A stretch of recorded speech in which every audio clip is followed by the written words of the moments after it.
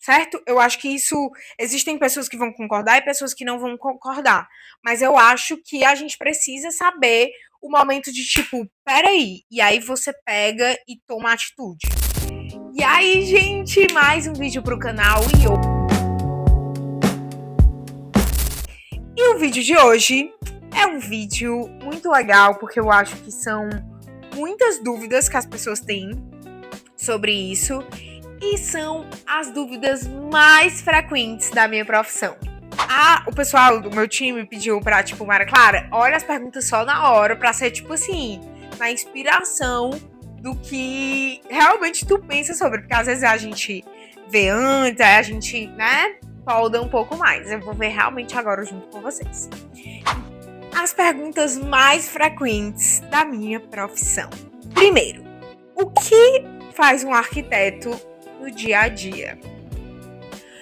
A gente podia mudar essa pergunta para assim, o que não faz um arquiteto no dia a dia? Porque, gente, a arquitetura, ela vai desde a psicologia, de verdade, acho que falta isso na faculdade, uma cadeira de psicologia. Ela vai desde a psicologia até a decisão da torneira até a colocar a última florzinha lá no dia de produzir.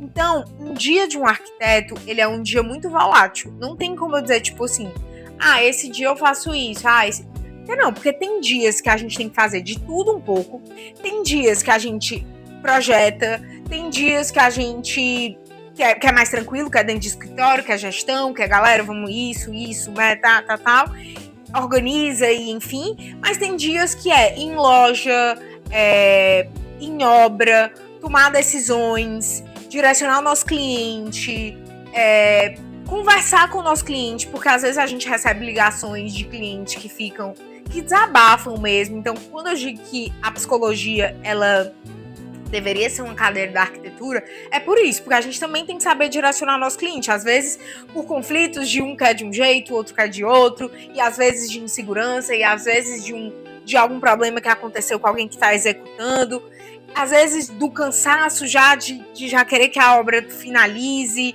enfim.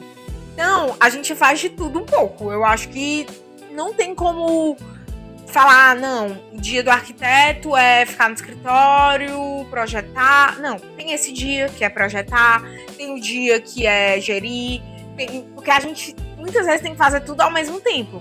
Quando a gente consegue dividir, é muito bom. Mas a gente trabalha com coisa chamada obra e os imprevistos acontecem, mesmo que a gente tente evitar com um bom projeto. Qual a diferença entre arquiteto e engenheiro civil? O arquiteto é o artista e o engenheiro civil é o executor. Basicamente é isso.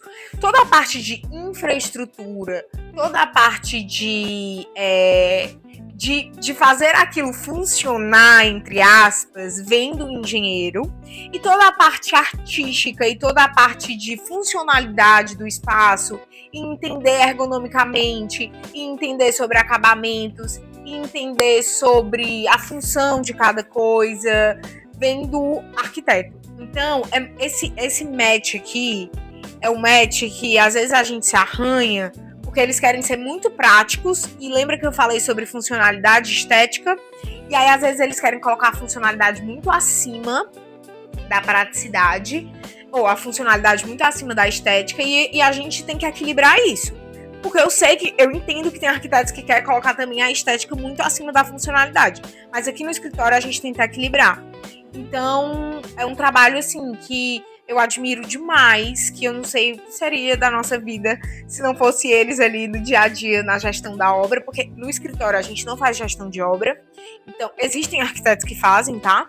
Mas a gente realmente faz toda a parte de projeto, e aí a gente é o grande maestro, né? A gente vai gerir tudo aquilo para que caminhe bem, em relação a, tipo, qual o momento que a gente vai escolher esses acabamentos, qual o momento que a gente vai fazer isso, qual o momento que a gente vai fazer aquilo. E lá na obra, o maestro vai ser o nosso engenheiro, que vai gerir o pessoal, e agora, e entrar pintura, e enfim. Por isso que é muito importante a gente escolher uma equipe de engenharia boa, qualificada, para que a obra possa andar com muito mais leveza, né? É preciso saber desenhar à mão? Essa é uma pergunta que muitas pessoas, quando estão pensando em fazer arquitetura, pesquisam muito. E eu vou dizer uma coisa pra vocês. Eu era uma zero à esquerda, à mão livre. Gente, assim... Ai, meu Deus, o professor começava. Sendo que qual é o grande problema? A gente quer ir muito na perfeição. Então a gente quer fazer o traço linear, perfeito e reto. E não é assim. A mão livre, a nossa mão treme, a nossa mão tem ondas, a nossa mão... Enfim, é desenhar a mão livre. Então, quando você deixa isso fluir mais, e com as técnicas que você vai aprendendo na faculdade, fica muito, muito, muito mais fácil. Então, não, você não precisa desenhar a mão livre, principalmente hoje em dia que a gente tem muitas ferramentas digitais que ajudam a gente.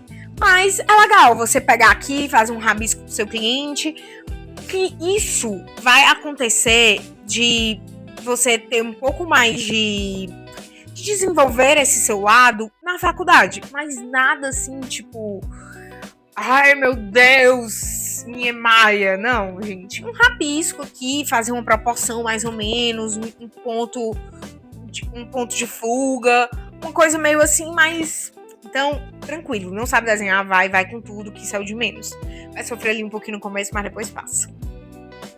Arquiteto é mais sobre estética ou funcionalidade? Gente, é porque isso é muito o meu lema. Muito o meu lema. Eu acho que eu devo muito a um dos locais que eu estagiei, né? Que ela era, assim, a rainha da funcionalidade. Que era a Raquel. Raquel, beijo. Ela é uma mulher muito funcional em tudo na vida dela. Em tudo. Então... tinha a gente projetar uma coisa que não atingisse a funcionalidade. E aí eu consegui mesclar, e os projetos dela são lindos, maravilhosos, mas a funcionalidade é o guia, né? Porque ela é uma mulher muito funcional. E aí eu acho que é inevitável que você pegue um pouco das pessoas que você trabalhou na sua trajetória. E aí eu peguei muito essa linha de tipo, tem que funcionar. Então, pra mim é assim, gente, pau a pau. É óbvio que às vezes um sobressai um pouco o outro, mas nunca tem que ficar assim. E eu acho que eu já falei muito sobre isso, e é uma tecla que eu bato. Funcionalidade e estética. Se não tá funcionando, não sai pra rodar no escritório. Pode estar lindo, maravilhoso, mas não funciona. E é importante saber que a funcionalidade pra um pode funcionar, pra outro não pode. Por isso que vem lá a psicologia, que a gente tem que entender a fundo. Como é a rotina dessa família, como funciona essa família, o que essa pessoa pensa, se aquilo para ela vai ser uma coisa muito mais estressante ou muito mais prazerosa. Então, a funcionalidade e a estética também é balanceada por cada cliente, tá? Então, sem dúvidas, os dois precisam se equiparar, às vezes um pouco mais, às vezes o outro um pouco mais, mas sempre equiparados. Que tipos de projeto um arquiteto pode desenvolver? A gente desenvolve todos os projetos arquitetônicos, né? Então a gente faz prédios, a gente faz fachadas de prédios, a gente desenvolve tudo. Assim, tudo que é projeto vem do arquiteto, né?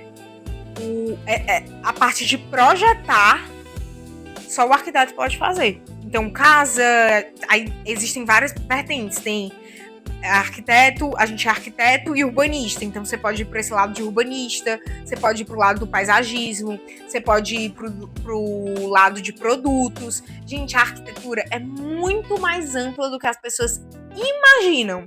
E além de todas as vertentes que tem dentro da arquitetura, a gente tem vertentes que a gente atiça muito o nosso lado criativo, a gente atiça muito esse lado de desenvolver, né? Então você pode ir para ainda outras milhões de áreas que desenvolvem o seu lado de criação. É necessário conhecer softwares de desenho e modelagem? Sim, é necessário. Muitos arquitetos que passaram pela transição, né, assim, de antes, que tudo era à mão, e hoje é digital, né? A gente ainda tem esses arquitetos que atuam no mercado hoje, que são grandes arquitetos. Eles precisam de uma equipe muito qualificada porque eu entendo que para eles não faz mais sentido aprender softwares e enfim. Então eles ainda expressam muito o desenvolver deles ali à mão e tem uma equipe muito qualificada para executar aquilo nos programas que a gente usa hoje em dia. Mas se você está entrando no mercado, ou então se você já atua no mercado há algum tempo, você precisa saber. Porque tem uma coisa que eu gosto sempre de falar, que são algumas coisas que vão desenvolver um pouco sobre a minha gestão de escritório, tá? Primeiro, cada macaco no seu galho, não adianta você querer saber sobre tudo, porque você não vai ser excelente em tudo. Então confie e tenha boas pessoas ao seu redor que vão desenvolver aquilo com muito mais maestria que você. Eu digo sobre fornecedores e, enfim, até o seu time interno mesmo. Então, cada macaco no seu galho, você não precisa querer saber mais do que os fornecedores, tá? Eles vão te ajudar ali a produção do projeto final, né? Tipo assim, a execução final, com bons fornecedores, você cria qualquer coisa.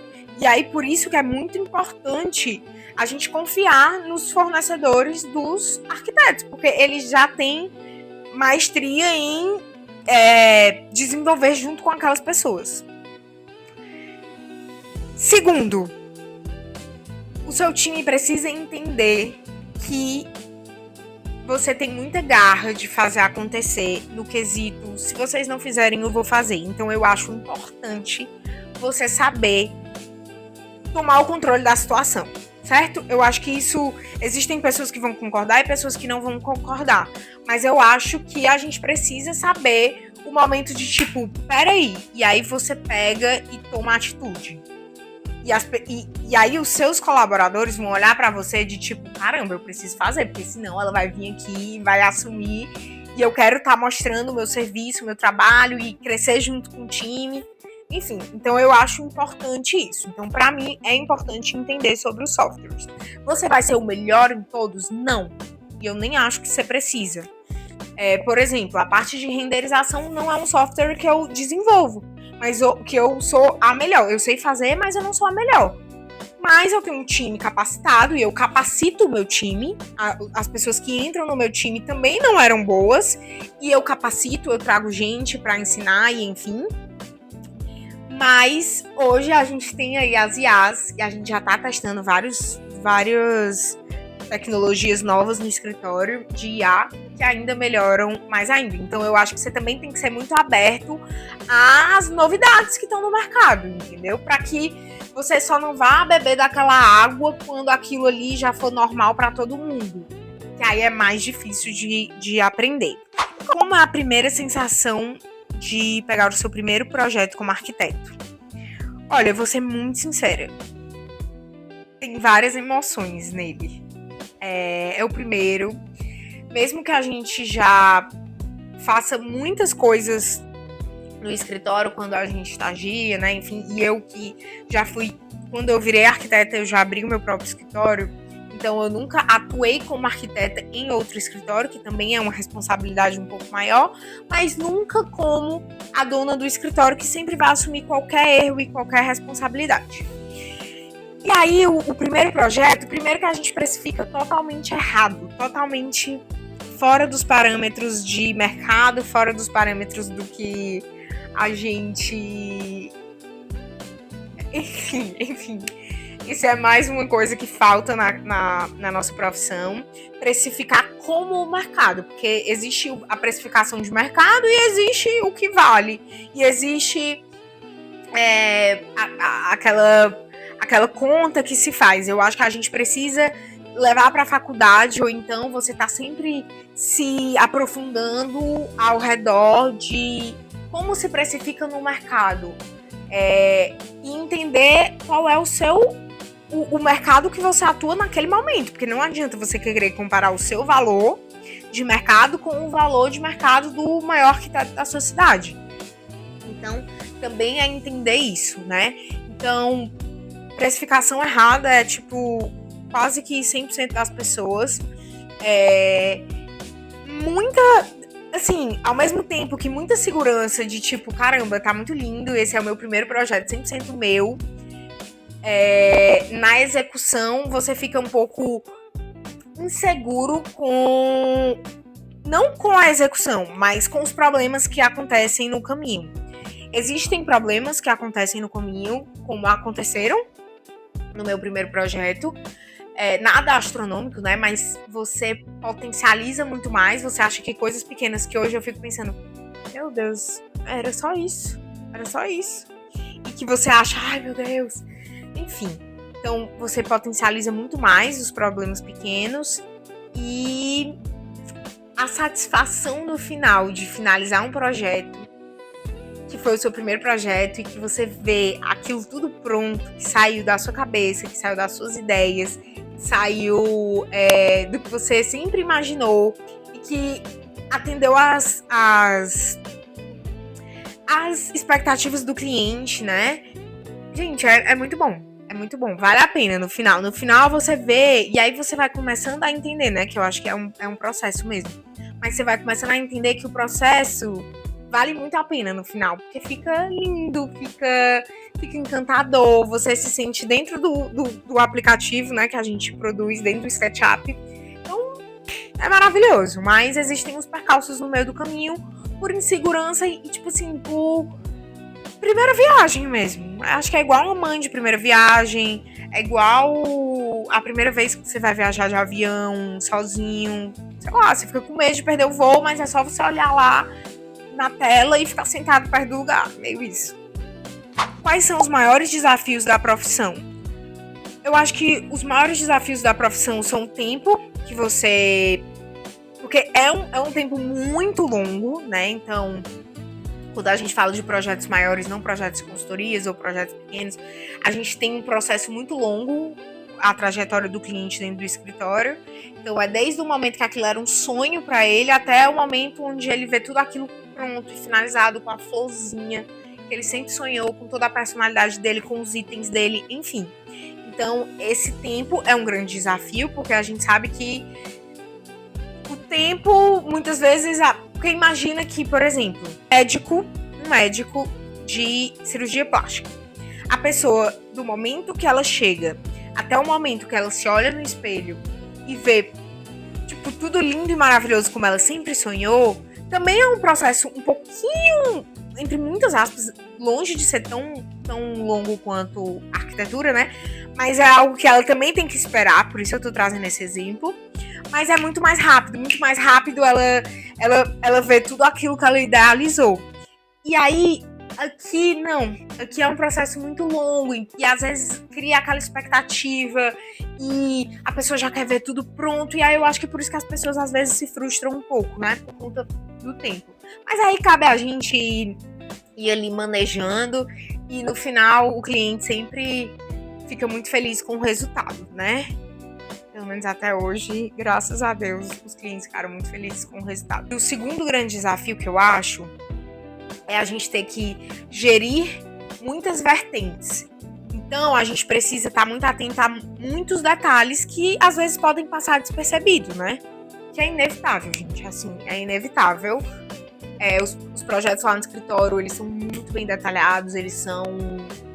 Enfim, passam por revisões e, enfim, mas é inevitável que às vezes algo passe despercebido ou algo aconteça na obra, que a gente tenha que mudar ali as estratégias. Então, se vocês pararem para pensar que a gente vai desde onde é que vai ficar o ponto da tomada, onde é que você vai acender a luz, até o acabamento da sua torneira e o adorno que vai personalizar quem você é, imagina aí o leque de coisas que a gente tem que fazer em todo esse processo, né?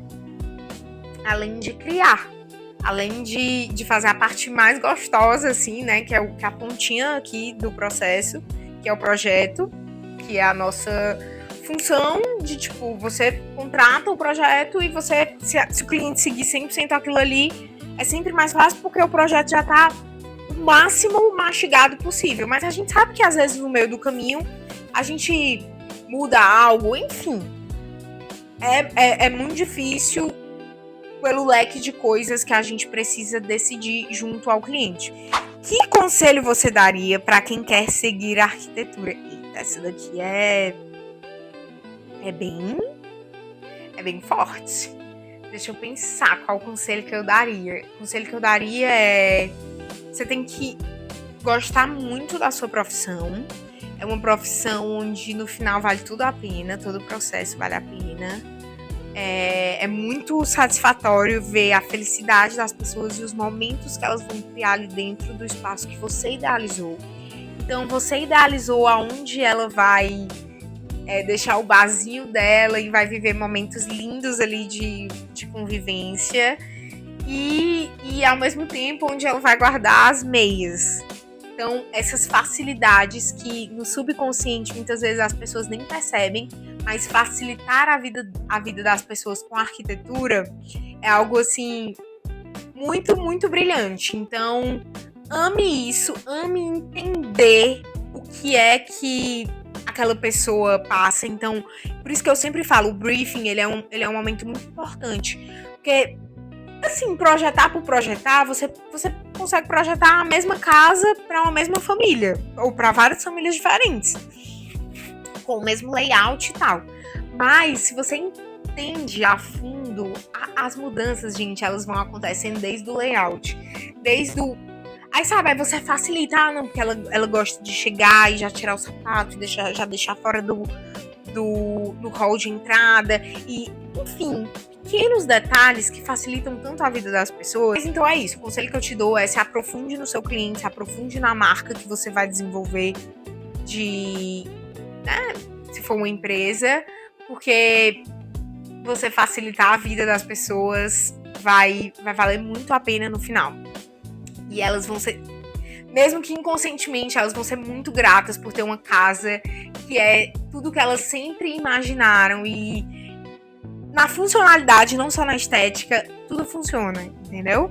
E aí é claro que, tipo, às vezes na vivência, aquela pessoa, às vezes uma coisa que funcionou esse ano, daqui a 2 anos não funciona mais porque a vivência dela mudou. E tudo bem, e aí ela vai com certeza te procurar pra, tipo, o que é que a gente consegue adaptar aqui, e aí vem uma consultoria, enfim. Então é isso, eu acho que esse é o conselho que eu daria. Acho que eu fui até repetir muitas vezes, mas resumindo, é isso. É isso, gente, eu amei as perguntas, acho que terminamos aí bem profundas. E espero que eu tenha ajudado alguém. Se vocês têm alguma dúvida, se vocês estão pensando em trilhar esse mundo da arquitetura, pode me mandar nos comentários, que eu vou ter o prazer de responder vocês e ajudar vocês nessa escolha, falar dos ônus e dos bônus da nossa profissão, que eu acho que todas têm. E aí você tem que escolher o que é que pra você faz mais sentido. Então, um beijo, até o próximo vídeo, comentem, compartilhem e curtam bem muito esse vídeo. Tchau, tchau!